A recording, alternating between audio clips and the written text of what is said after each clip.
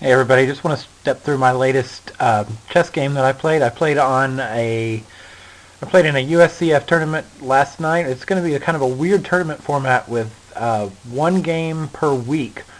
We are playing every Monday night for 5 weeks, and there are 18 players in the tournament. I played the first game last night. I am the fourth highest rated player in the tournament, and I think he was an unrated player. I don't know. He wasn't experienced. I can tell by the way he played, but I didn't happen to look at his rating before we played. Um, but I want to quickly just step through the game. And I was playing black in this game, and I tried to do a French defense, but he didn't really seem to know the main lines of the French defense, and I'm not sure what exactly he was playing here. But I continued as if he had played d4 here, because I didn't want to advance my d pawn here too early. I wanted to make sure it was well supported here, and I want to make sure I can get e5 in and all that without it being attacked by the knight. So I sort of supported more. My c5 here was more to support an eventual d4 and gain some central space, since he was basically allowing that. So he decides to camp out over there on the king side by moving the bishop up in the fianchetto here, and that's all fine. And I finally decide I've got enough support for my d5 maneuver. He castles, and I solidify the center. Now here's where he goes a little bit crazy. It seems to me that this is completely offsides. I thought about h6 here. I thought about f6. h6 seems simplest and is probably best. Um, so I'm going to do a little variation here. If I play h6, can he do something like this? Queen h5, pinning the pawn to the rook. I don't know whether that's realistic or not, but it was something that I looked at. What I actually played was bishop e7 here, which double attacks. Well, double attack. It's not really a double attack, but it's two attacks on the knight defended once, and it develops a piece. Sort of gets it out of the way for an eventual castle. He does go ahead and play queen h5. This definitely seems offsides to me. What I did here was I completely missed that this basically hangs the knight, in that I can play g6. I missed this at the board. I saw that g6 was possible, and I saw that he obviously is going to still need to protect his knight, and the only place that he can do that is h4, which pins the knight. And I saw that yes, I could attack the pin piece with h6. But h6 here doesn't work since the pawn is pinned to the rook. And I saw that over the board, and that's where I kind of stopped. But what I missed was, instead of playing h6 here, you actually can play bishop f6.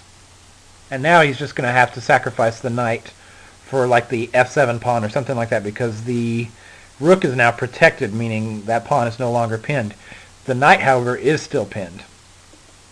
So whatever he does next is completely irrelevant, because he's going to lose the knight next move. So probably his best move would be knight takes f7 here. But I did not play that. What I actually played was just a defense of the f7 pawn, and once again clearing the way here, although this is getting ready to go kind of up in smoke. So the castling on the king side is probably not going to actually happen. So he does this, and I'm of the opinion that he saw that the pawn was pinned, but missed that square was still defended by the bishop, because this just straight up hangs the knight. However, it does get the knight out of the way of this bishop attacking the knight, and now he can open up the king side a little bit, but there's no support at all. But I will go over something I was a little bit worried about in this line in just a second. But I mean, obviously you're going to have to connect with the knight here and take it. He goes ahead and takes on h6. I take, he takes. And now I looked for a while, and I looked at things like bishop g5, but I worried about queen g7 there. And I found that I liked just returning the bishop back to f8 the best. He hangs around down there. Now I'm just worrying about, okay, I'm up a piece for a pawn, and I want to just consolidate my position. I'm thinking about castling queenside here, so that there's no issues along the g-file, which he doesn't really have much access to anyway, since due to his configuration. But my goal here was basically to clear the way for queenside castling. He's looking at some weird queenside counterplay. I don't really know because this is all fizzled out. He has no piece support over here. There's nothing going on over here. This is bad because I'm not going to take it, but if he takes on d4, then I have a great home for my knight. Or I could do things like take with the c pawn and have a nice open file for my rook. Whatever. But I think the knight takes would be much better. Anyway, I'll go ahead and castle, and now his whole idea of the kingside attack is done, which was far premature. This is bad because it opens up the light squares around his king after I swap, and swaps are bad for him anyway since he's down material, so I jump all over that. It leads to a check, which is no problem anyway. I'd like to get my king to b8 as it is. Now he's looking at getting his queenside counterplay going, I guess. I'm not really sure. I'm just looking to trade. He obliges, which is odd. Here he hangs a pawn. And now he's a little offsides with his knight again, but if you look here, no escape squares for the knight. So his knight is in fact trapped here. And I just realized in the middle of that thought that I actually forgot a few moves back to go over a little line that I was a little worried about. I'm going to back up just a bit.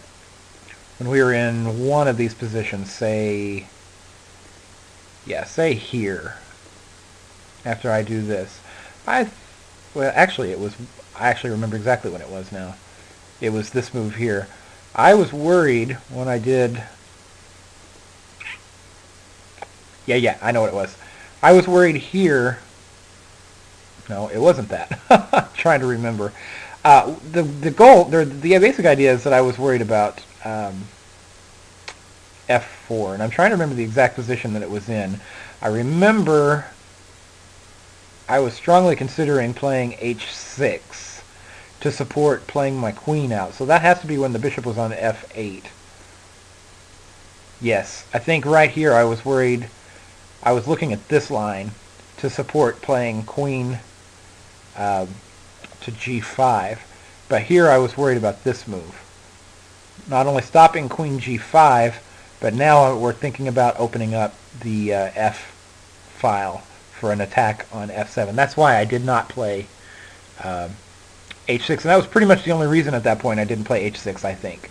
I think I had definitely decided on h6 until I saw how dangerous f5 was going to be. I think h6 is probably a blunder. I should check that with an engine. So I'm going to go ahead and move back to where I was. I cannot go forward unless I'm on the main line, so duh. Okay, here we go. And he swapped queens. He hangs his pawn. He traps his knight. So I'm attacking his knight. He counterattacks the bishop, which I just move away. No problem at all. And he decides he wants to open up the a file, which is pretty good. I'm moving my knight in to attack d3. No problem. He misses that fact. But he plays b6 here, which I immediately go, uh-oh, because now he's made my back rank weak because he's attacking c7 and a7. So I immediately think if he plays rook f to a1 and doubles up on the a file, then rook a8 is checkmate. So I have my radar up on that. What I decided was this little knight maneuver, and I keep it here, which attacks the rook, yes, but it also allows me to get to a6 if I need to. So I go ahead and just do that. Actually, I got a little bit squeamish right there, and I figure I'm up 2 pieces anyway, whatever. So at this point, I'm kind of working on getting that b6 pawn out of there because I don't like my back rank being weak. I want a little bit more freedom. He defends it, so I decide to start pushing my passed pawn, double up behind it. d2, he gets in behind it. I take the free pawn in f2, and he starts attacking some of my weaker pawns. I defend by getting the interposing pawn out of the way. He attacks that. Now here, I decide I will exchange one of these pawns over here. With my passed pawn being so advanced, I know that I'm going to have some long-term pressure there. So what I decide is I'll go ahead and ditch one of my weak pawns over here, namely the h7 pawn at this point, for his b6 pawn. Now, I don't like the fact that that's going to give him a passed pawn, but I think it's going to be fine because I've got some long-term pressure and I'm up 2 pieces. So I went ahead and did it just to get that back rank weakness removed. Here I decided to set just a little trap for him. There were some things I could have done. I could have taken on e5. There were some lines there. But this, I figured he would go ahead and take on f6 and jump on that passed pawn. And if he does, of course, e1 is very vulnerable and it's going to lead directly to checkmate. And he did, so I went ahead and checkmated him. Now here I sure wish he would have resigned. I was, at this point actually watching another game a little more closely than mine. And I'm sure there was probably a quicker and cleaner mate than this, but it doesn't really matter in the end. And I finished off the game. So but there were a couple of interesting ideas. I was definitely interested in a couple of positions here, especially the one where I could have won his, and I went a little too far, won his knight right here. I think the g6 idea was interesting. There, it's just I think it really is just a simple like 3-move tactic. Moving ahead in the game, I thought the other interesting idea was the trapped knight, and I would actually like to take a look and see if maybe there isn't a way to wiggle out of that, and I don't think there is. But the third interesting tactic I thought was this A file, and I would like to see if there was any way he could take advantage of it better than he did. Just to maybe, I don't think that there's anything he could do to win here, but maybe to prolong the pressure.